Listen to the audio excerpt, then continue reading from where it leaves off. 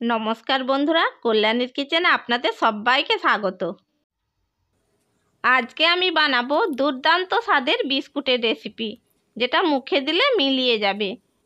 দারুণ স্বাদের এই বিস্কুটটা একবার যদি বানিয়ে খান, বারে বারে বানাতে ইচ্ছে করবে। আজকে আমি এই বিস্কুটটা ঘি দিয়ে বানাবো, আপনারা তেল দিয়েও বানাতে পারেন। তবে বন্ধুরা, ঘি দিয়ে বানালে এর স্বাদ অসাধারণ হবে। বন্ধুরা, এই বিস্কুটটা যদি একবার বানিয়ে খান, তাহলে বাজারের কেনা বিস্কুট খাওয়া ছেড়ে দেবেন। আর কথা না বাড়িয়ে চলুন বন্ধুরা, বাড়িতেই কিভাবে গ্যাস ওভেনে এই সুপার টেস্টি বিস্কুটটা বানানো যায় সেটা শুরু করা যাক। দারুণ স্বাদের এই বিস্কুটটা বানানোর জন্য আমি একটি পাত্রের মধ্যে নিয়ে নিচ্ছি 1 কাপ আটা। এবার এই আটার মধ্যে দিয়ে দিচ্ছি 1/3 কাপ বেসন, দিয়ে দিচ্ছি স্বাদ অনুযায়ী লবণ। এই সমস্ত উপকরণ আমি একটি ছাঁকনির মধ্যে নিয়ে নিচ্ছি। এবার এটাকে চেলে নেব। সমস্ত উপকরণগুলোকে খুব ভালো করে চেলে নিয়েছি। এবার এর মধ্যে দিয়ে দিচ্ছি 3 চামচ পাউডার চিনি। এরপর চিনিটাকে আটার সাথে খুব ভালো করে মিশিয়ে নিতে হবে।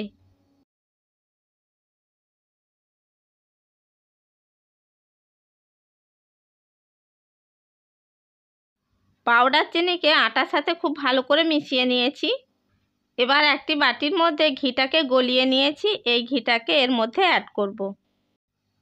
এখন আমি এই আটার মধ্যে 6 টেবিল চামচ ঘি অ্যাড করে দিচ্ছি।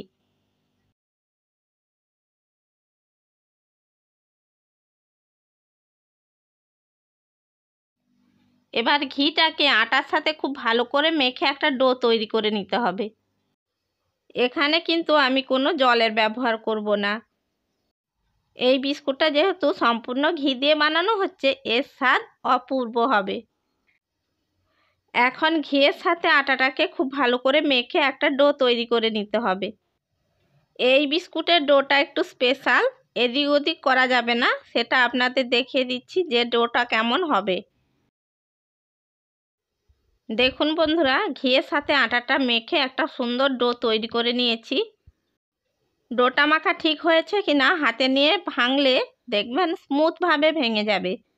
এই দেখুন, স্মুথভাবে ভেঙে গেছে, তার মানে ডোটা ঠিক আছে।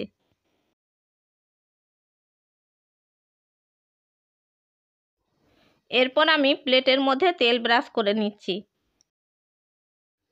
এই প্লেটটার মধ্যে তেল ব্রাশ করে নেওয়া হয়ে গেছে। এরপর আমি একটা থালার মধ্যেও তেল ব্রাশ করে নিচ্ছি।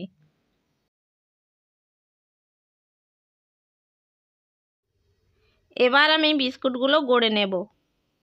বিস্কুটগুলো গড়ে নেওয়ার জন্য আমি ডোটা থেকে পরিমাণ মতো লেচি নিয়ে নিয়েছি। এবার এই লেচিটাকে 2 হাতের সাহায্যে গোল করে একটা শেপ দিয়ে দেব। প্রথমে লেচিটাকে 2 হাতের তালুর সাহায্যে গোল করে নিয়েছি। এবার এটাকে চৌকো শেপ দিয়ে দিচ্ছি। বন্ধুরা, ছাঁচ ছাড়াও কিন্তু বিস্কুট বানানো যায়। বিস্কুট বানাতে কোনো ছাঁচের দরকার হয় না, যে কোনো শেপে আপনি বিস্কুট বানাতে পারেন। আমি লেচিটাকে এইভাবে চৌকো শেপ দিয়ে নিয়েছি। এরপর একটি ছুরির সাহায্যে এটা কাট লাগিয়ে নেব। একটি ছুরি দিয়ে এইভাবে অল্প করে কেটে নিচ্ছি। এইভাবে কেটে নিলে বিস্কুটটা দেখতেও সুন্দর হয়। দেখুন বন্ধুরা, আমার একটা বিস্কুট তৈরি হয়ে গেছে।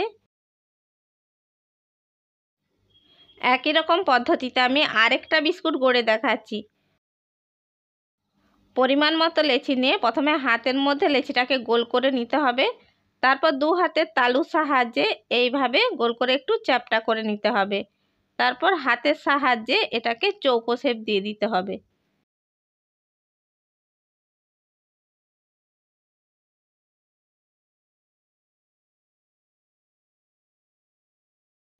দেখুন বন্ধুরা, আরেকটা বিস্কুটের আমি চৌকো শেপ করে নিয়েছি।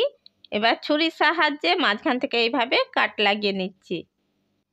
আমি আরেকটা বিস্কুট তৈরি করে নিয়েছি।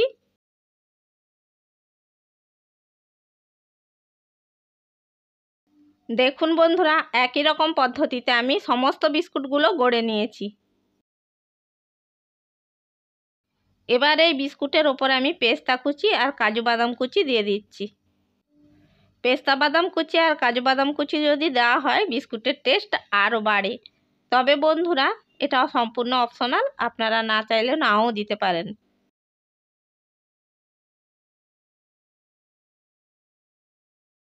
সমস্ত বিস্কুটের ওপর কাজু বাদাম কুচি আর পেস্তা বাদাম কুচি দেওয়া হয়ে গেছে। এখন এই বিস্কুটগুলোকে সেঁকে নেব। আমি আগে থেকে একটা কড়াইকে 10 মিনিট প্রিহিট করে নিয়েছি।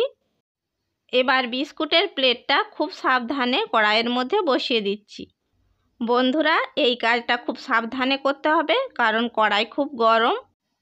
এখন কড়াইয়ের ঢাকনা ঢাকা দিয়ে লো টু মিডিয়াম ফ্লেমে 40 মিনিট বেক হতে দেব। 40 মিনিট পরে ফিরে এলাম। কড়াইয়ের ঢাকনা ওপেন করছি, দেখে নেই বিস্কুটগুলো বেক হয়েছে কিনা। দেখুন বন্ধুরা বিস্কুটগুলো সুন্দরভাবে বেক হয়ে গেছে। এবার এগুলোকে নামিয়ে নিচ্ছি। আরেকটা যে প্লেটের মধ্যে বিস্কুটগুলো তৈরি করে রেখেছিলাম সেটা এর মধ্যে বসিয়ে দিচ্ছি।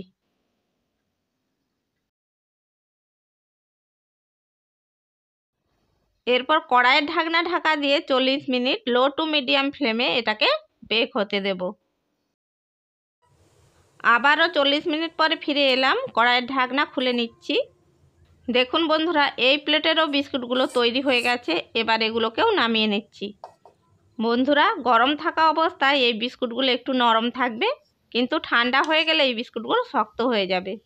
দেখুন বন্ধুরা এই বিস্কুটগুলো সম্পূর্ণভাবে ঠান্ডা হয়ে গেছে। দেখুন বিস্কুটটা কতটা সুন্দরভাবে সেঁকা হয়েছে, কালার দেখে নিশ্চয়ই বুঝতে পারছেন। এবার এই বিস্কুটগুলোকে একটি প্লেটের মধ্যে আমি সার্ভ করে নিচ্ছি। দেখলেন তো বন্ধুরা ওভেন ছাড়া গ্যাস ওভেনেই কত সুন্দর আমাদের বিস্কুট তৈরি হয়ে গেল।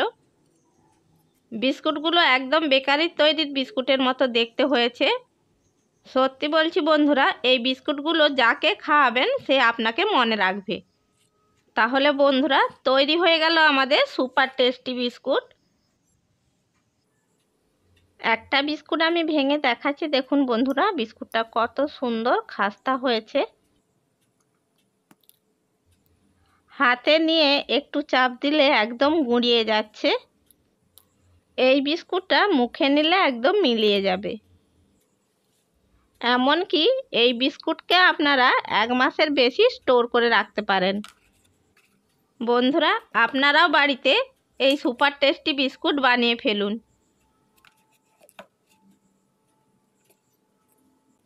আশা করি বন্ধুরা আমার এই সুপার টেস্টি বিস্কুটের রেসিপিটা আপনাদের ভালো লেগে থাকবে। রেসিপিটা যদি আপনাদের ভালো লেগে থাকে তাহলে লাইক করবেন, শেয়ার করবেন আর কমেন্ট বক্সে আপনাদের মতামত জানাবেন। তাহলে বন্ধুরা এই রকম আরও নানা রকমের রেসিপি পাওয়ার জন্য আমার চ্যানেলটিকে সাবস্ক্রাইব করে বেল আইকনটি প্রেস করে দেবেন। তাহলে বন্ধুরা যখনই আমি ভিডিও ছাড়ব নোটিফিকেশানটা সবার আগে আপনার কাছে পৌঁছে যাবে। চ্যানেলের যদি নতুন বন্ধু হয়ে থাকেন চ্যানেলটিকে সাবস্ক্রাইব করার জন্য অনুরোধ রইল। ভালো থাকবেন, সুস্থ থাকবেন। ধন্যবাদ।